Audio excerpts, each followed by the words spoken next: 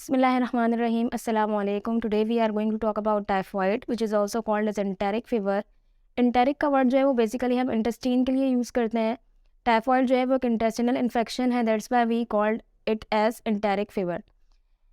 It is acute systemic illness and it is a bacterial infection which is caused by salmonella typhi. अगर symptoms की बात करें तो इसका इंक्यूबेशन पीरियड जो है वो 3 to 4 वीक्स होता है.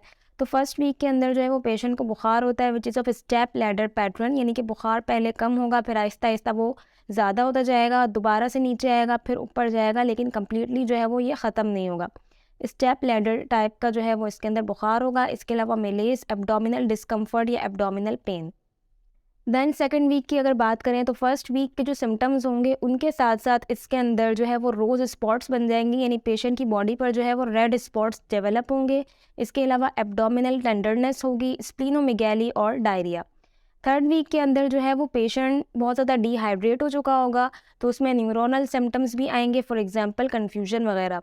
फोर्थ वीक जो है वो बेसिकली रिकवरी पीरियड है.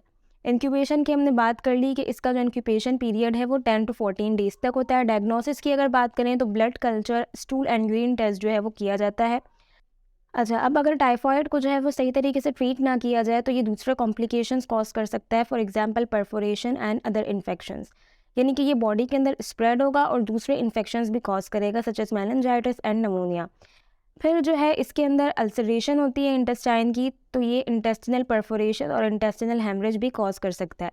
पैथोफिजियोलॉजी की बात करें तो सबसे पहले ये इंजेस्शन होगी इसकी बाय कंटेमिनेटेड फूड और वाटर.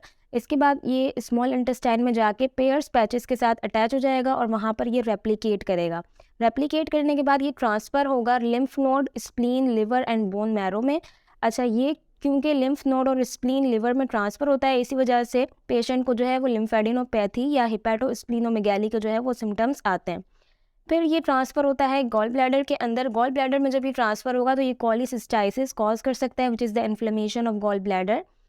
गॉल ब्लैडर में पहुंचने के बाद ये दोबारा से पेयर्स पैचेस में ट्रांसफ़र होगा और वहाँ पर देन ये intestinal ulceration and necrosis cause करेगा, which will cause perforation and bleeding of intestine. Treatment की बात कर लेते हैं. So quinolones are the most effective and the drug of choice for typhoid. इसमें मोस्ट कॉमनली जो है वो सिप्रोफ्लॉक्सिसिन यूज़ कर रहे होते हैं. अगर कोई पेशेंट जो है वो क्विनोलॉन से रेजिस्टेंट होता है तो जो है उसमें एजिथ्रोमाइसिन एंड सेफ्ट्राइक्सोन जो है वो यूज़ किया जाता है.